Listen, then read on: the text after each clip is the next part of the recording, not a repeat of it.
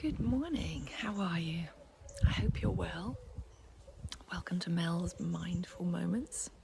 Do you know when I can get really frustrated? When I'm tired and when I'm hungry.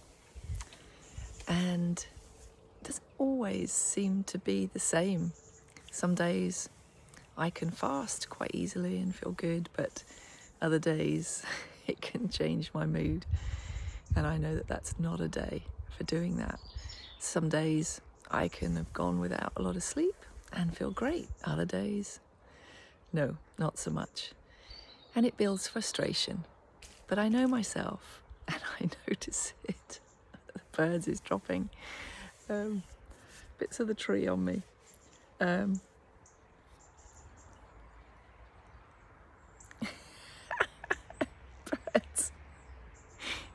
A bird has just pooped on my leg. I thought it was seeds and a bird has pooped on my leg. I hear that it is lucky and it's made me laugh. Sorry, I will get back to my train of thought. I thought, oh, it's little seeds. No, it has pooped on my leg. Thank you.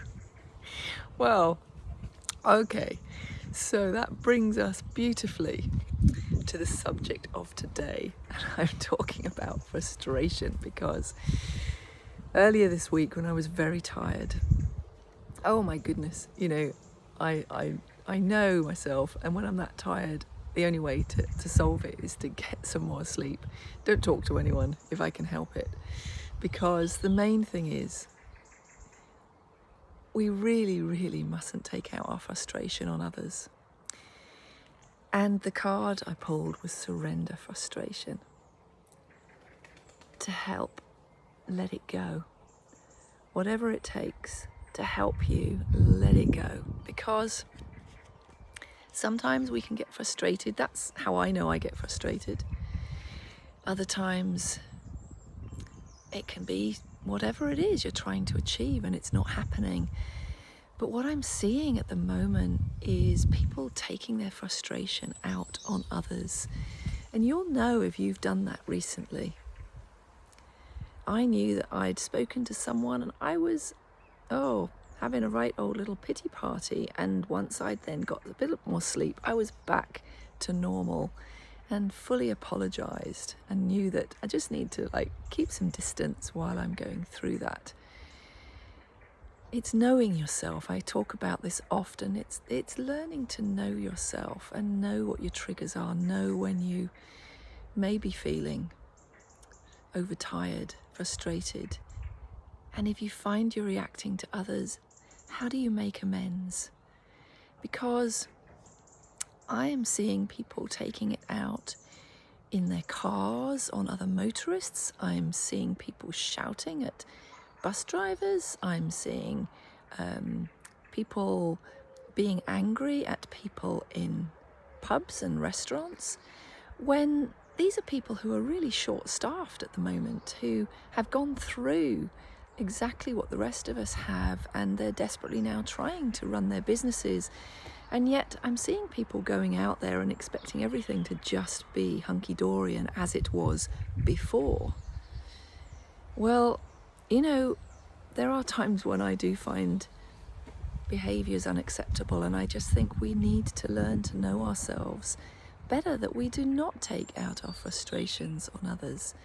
Now, I talk a lot about self-love, self-care, putting yourself first, but there is a difference between the ego, me first, I will walk over anyone to get to where I want, and compassion.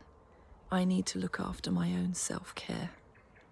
And when we feel frustrated, in order to let go of the frustration, this to me just went perfectly with it. Admit your vulnerabilities. We all have vulnerabilities. And knowing them, admitting them, means you're so much closer to doing something about it. Knowing when you maybe just need to Not ignore people, not cut people out, but maybe just say, I need some time alone if you can, until that frustration passes.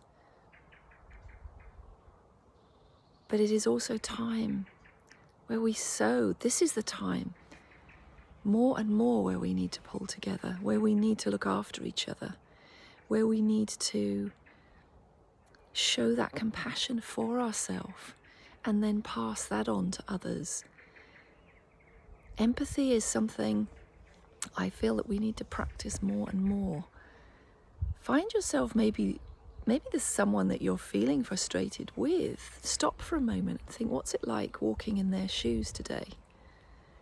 How many hours have they been working? Or are they dealing with understaffing issues? Or have they been working through this whole time and they're tired?